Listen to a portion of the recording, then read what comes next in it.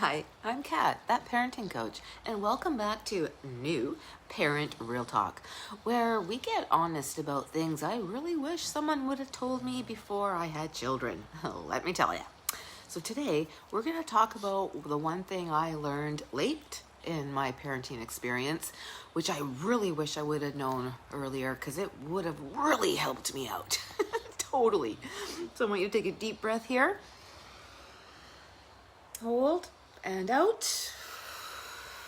Every breath you take really does make a difference. Okay, you ready?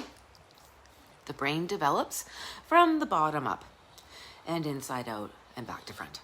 Yeah. And once you understand this, everything your kiddos do is going to make way more sense now. So I'm going to use Dan Siegel's hand model of the brain to try to give you a visual of it, okay? But basically, the brain develops in layers from the bottom up. So first, you have what we call the survival brain. This is survival and safety. Your autonomic nervous system is in here.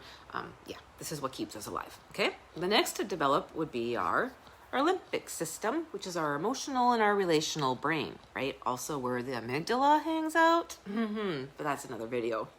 And then finally, we would have our prefrontal cortex, which is our logic, planning, reasoning, impulse, and control. Okay, exactly. All right, so that's good to know. So in our little brain, right? Or half of our brain, because kind of our brain would be like this. Okay, so basically this means your baby, your toddler, even your young child isn't actually misbehaving when they're having a meltdown.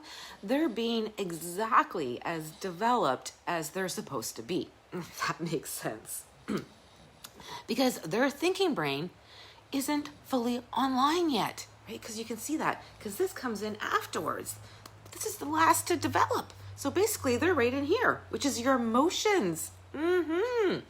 So when we say things like use your words or you know better, we're asking for skills that may not be developmentally available because their brain is not actually all connected yet. They need all the brain circuitry for that, right? And where does that come from? Experiences. Okay, but back on to topic here. So what does this actually look like?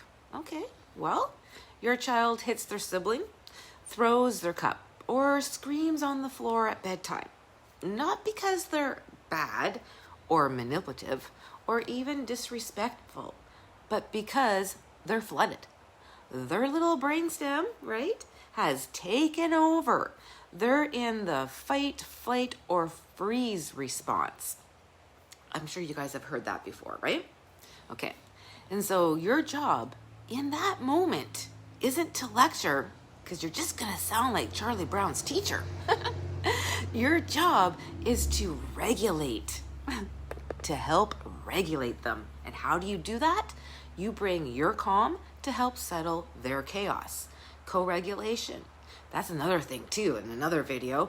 But when we're born, we don't know how to regulate. We need other people to do that. So anyway, this is how we're going to build the brain.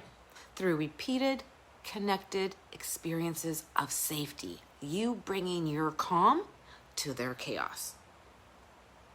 So once you know how and you understand how the brain develops, then you can actually stop taking that behavior personally, because the behavior is like up here, impulse control. They don't have that yet. And once you understand how the brain works, that they're actually stuck here in their little survival brain, you can stop reacting because you think they're being defiant.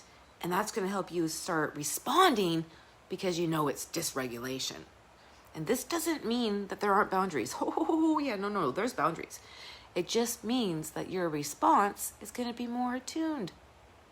And you're responding, not reacting. And guess what? When they feel safe, those top parts of the brain on the prefrontal cortex here, they're going to come online faster. So you don't have to force maturity. You just have to support development. Wow, hey? So knowing your child's brain isn't fully formed, and yours wasn't either when you were little, and we're all learning. And every experience we have is building up that brain circuitry. developing the brain so we have access to the prefrontal cortex, the higher thinking brain, right? Or, yeah, the reasoning brain. Anyway, if this resonated with you, be sure to grab my free guide, 10 Things I Wish I Knew Before Becoming a Parent. Hit subscribe so we can build this emotionally healthy, happy families together. Because parenting is hard.